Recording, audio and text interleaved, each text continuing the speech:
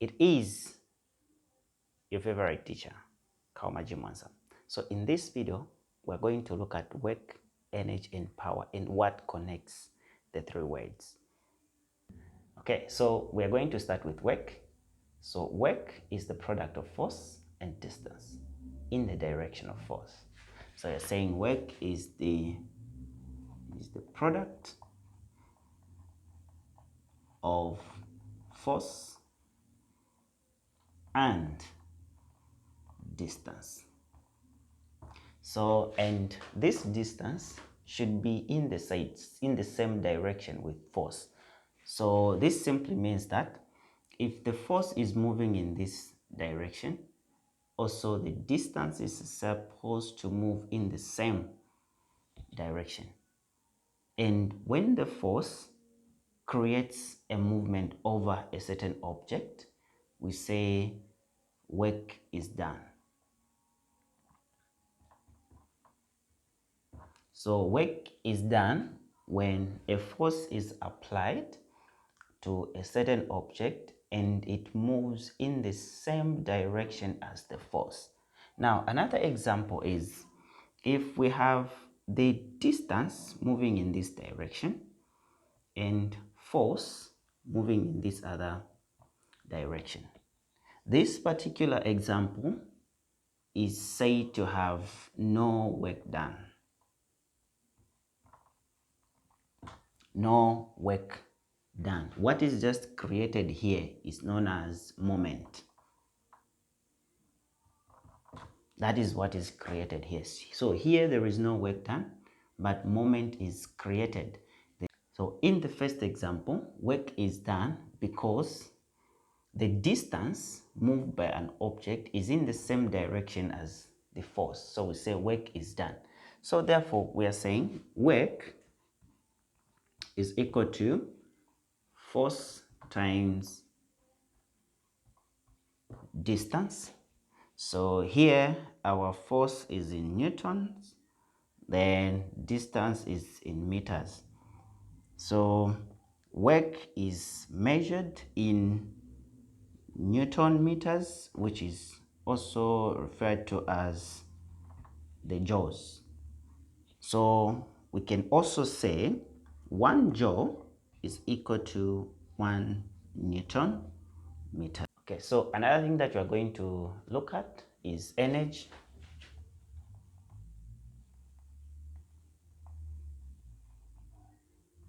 Energy.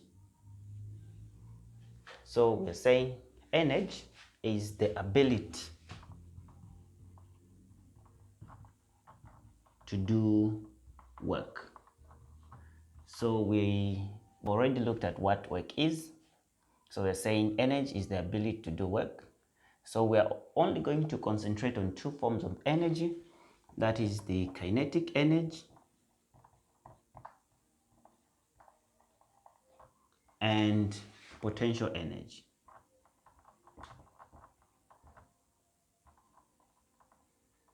That is what we are going to concentrate on. So the kinetic energy and as well as the potential energy. So when we say kinetic energy, so kinetic energy, this is the energy possessed by moving objects. So energy possessed by moving objects or the objects in motion. The energy that is possessed by the object in motion. So we are saying kinetic energy, therefore. So kinetic energy is equal to half mv squared. So where the m is mass, then the v, that is the velocity, and this velocity is calculated by v equal to square root of 2gh. So in case you are not given the velocity, So the velocity is calculated as square root of 2gh. That is the velocity, in case you are not given the formula. So let's look at another form of energy, which is the potential energy. Look at the potential energy. So we're saying potential energy is the energy possessed by an object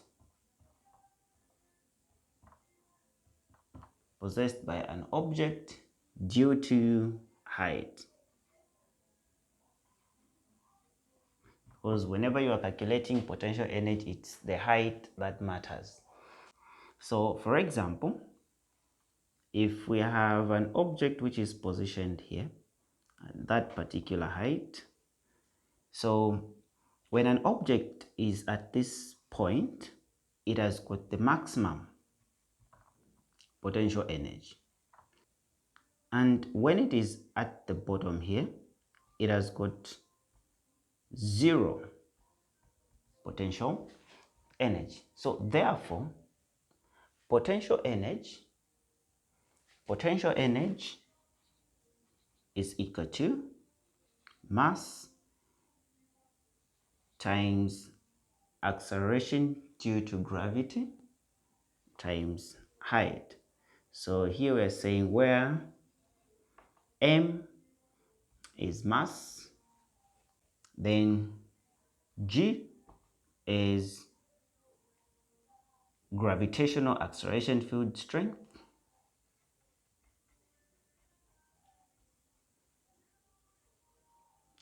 acceleration field strength, and basically this one is given by 9.98 meters per second squared, or it can also be given as 10 Newton per kg. Then we have the height, which is h, the height of an object, or the position at which an object is. So let us look at power. So power is the rate at which work is done. Power is the rate at which work is done, or we can say is the rate at which energy is converted into another form. The rate at which energy is converted into another form. So therefore we are saying power is equal to energy divided by time. So the units for power is joules per second, which we call as watt. So the units for power is watt, which is a W. Okay, so we look at this example, which is saying a girl who has a mass of 50 kg runs up some stairs in 0.5 seconds. The stairs are 10.0 meters high. Then take the gravitational field strength to be 10 Newton per kg. Then calculate the potential energy of the girl when she is at the top of the stairs. Calculate the potential energy of the girl when at the top of the stairs. So we say potential energy is equal to mass times acceleration due to gravity and height. So we can write our data here. So mass, which is the 50 kg,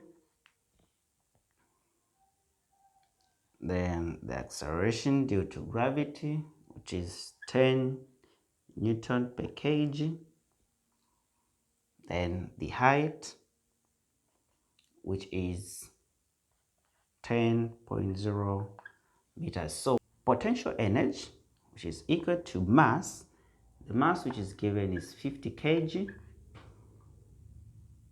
times 10 Newton per kg times 10 meters. So we cancel out the kgs. Then when we multiply 50 times 10, which is 500, times 10, which is 5,000. So we have 5,000 joules as the potential energy possessed by the girl when she's at the top of the stairs. So we can also look at this other example. Since we have calculated the potential energy for the girl when she's at the top, but what about her power output? So we're saying power is equal to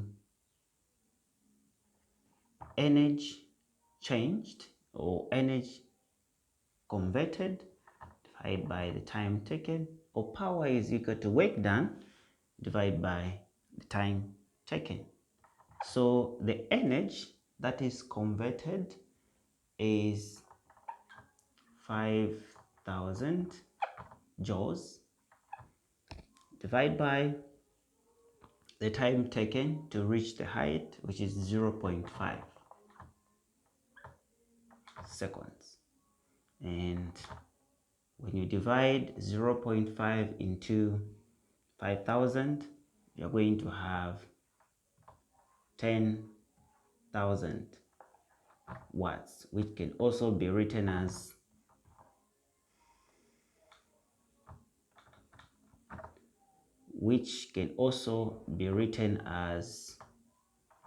10 kilowatts. So that is the power output for the girl. And we have the potential energy as well for the girl, which is 5,000 joules.